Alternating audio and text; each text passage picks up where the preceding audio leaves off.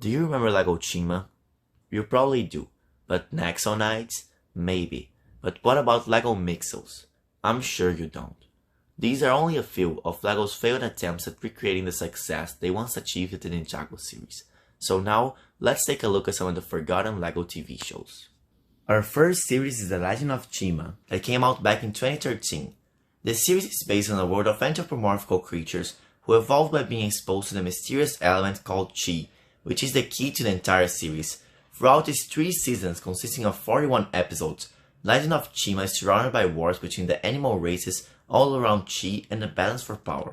But the series ended only 1 year later, due to it failing to achieve even close to the success that the Ninjago series managed to, and I believe the producers back in Lego thought it would be a better idea to simply use their resources to introduce new Ninjago series instead of trying to invest on a new one. It's a shame because at the time I was 9 years old and I never got to watch Shima, but after growing up and watching it, I actually think it had a shot at success, but it was killed by the very thing that allowed it to exist, which was the Ninjago series. Next we have Lego Mixels that came out back in 2014. The Mixels series revolves around the small creatures called Mixels that can mix and combine with one another. The Mixels are opposed by the evil Nixels, small, discolored and evil creatures led by King Nexo. The main goal of each faction is a regular good guy and bad guy. One wanting to spread creativity and fun, while the other wishes to ruin thus creativity and fun. And all of this goes around the qubits, which are the magic ore that gives them the power to mix, max and merp, which translate to double, triple or failed mixel fusion. Unlike its predecessors Ninjago and Chima, Lego Mixels had a toon-based animation and not CGI technology, bringing a new kind of design to the Lego universe of TV shows, which 11-year-old me did in fact enjoy watching, but not all children were like me, so after its first year of production, Lego Mixels began to slow down, leading Cartoon Network not to promote the series as much as they did anymore, only assuring it would eventually really die off forever.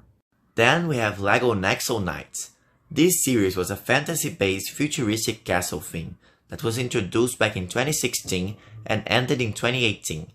The theme was set on the realm of Nighton and follows the adventures of 5 young knights who battle to defend their home from the monster army. The series goes around after Jastro, the Jester of the kingdom, stole the Book of Monsters and tried destroying the good guy's kingdom. After only a few episodes, the show kinda gets a bit repetitive, due to it only being based around the same concept of the evil guy spawning a new monster and the hero showed up to save the day. And somehow, this kept happening since episode 1 until its final season, with the entire series being focused around one single Team Rocket-like villain. This inevitably led to the show being cut off back in 2018 and disappearing along with the other forgotten Lego shows hidden in the depths of our memories. And finally, we have Bionicle, the Power of One.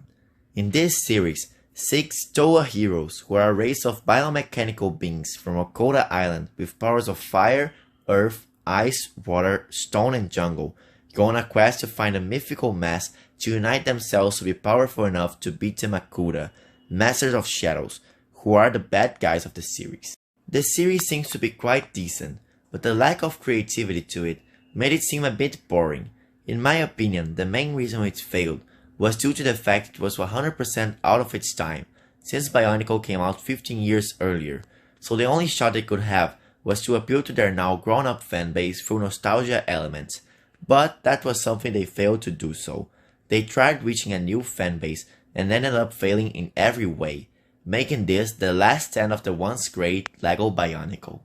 So that's it guys, thanks a lot for watching. This video took me over 10 hours to make, so please consider subscribing and I'll see you guys later. Bye!